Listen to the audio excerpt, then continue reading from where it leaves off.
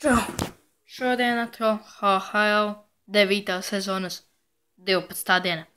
Un pastāstīšu par 12. dienas spēlēm. Varam sākt. Tātad Ufas Salavatjulāja piekāpās automobilistu vienībai un zaudēja 3-4 pēcspēles metienu sērijā.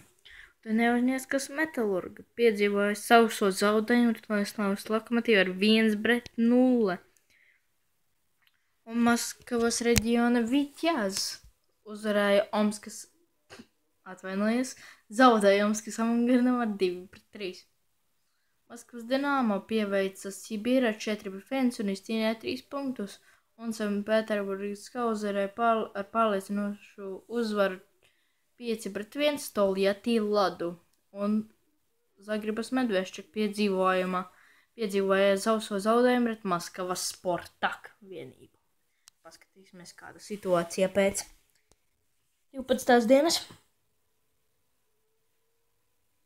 Skatāmies Maskavas Dinamo, CSKA un Lokomotīva Torpedo, Medveščak, Soči, Slavans, Sportak, Vitjaz, Jokerit, Seversen, Rīgas Dinamo, Minskas Dinamo, Amangarda, Automobīlis, Lada, Ufa Salavatjulāja, Traktor, Jugra, Sibīra, Akbars, Neftikhimik, Admiral, Magnitogorskas Metalurg, komanda no Ķīnas, Amur, Neuzņēskas Metalurg un Baris.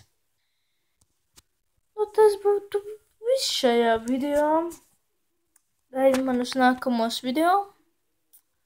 Tad jau tiekamies vēlāk un